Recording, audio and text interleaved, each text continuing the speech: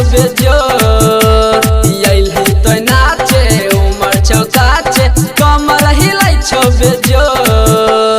ललपन सैया बगल नीगे दही तो चौकी तोर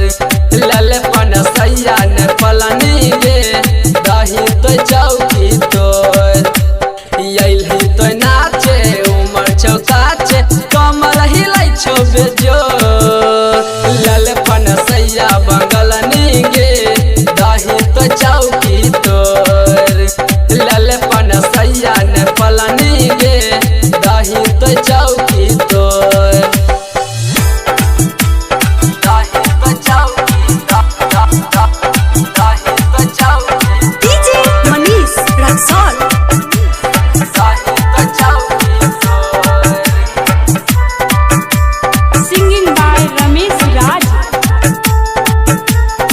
ललपन सैया बगल नीगे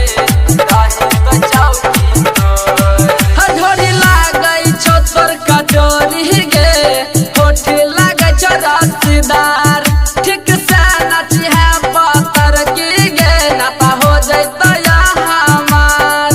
नाता हो जैतो या हमार हथौड़ी लागै छो तोर कटोरी गे होठ लागै छो रसदार ठीक से नाची है पातर की गे नाता हो जैतो या हमार सेक्सी जवानिया मीठ मुस्कानिया मारे चमतिया मो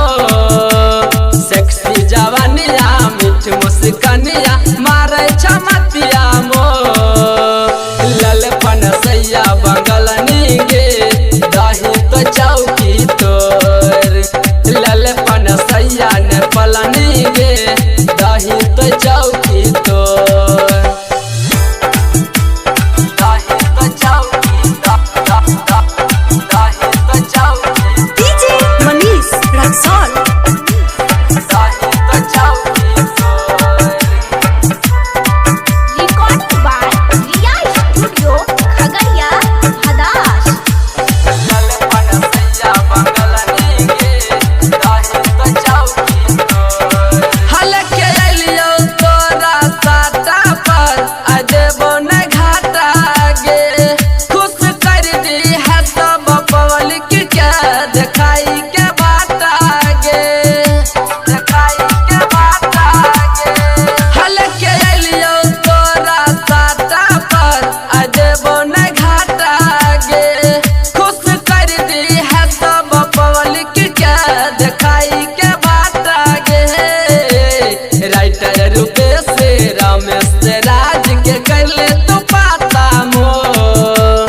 राइटर रूपेश रमेश राज के कर ले तो पाता मो ललपन सैया बगल नीगे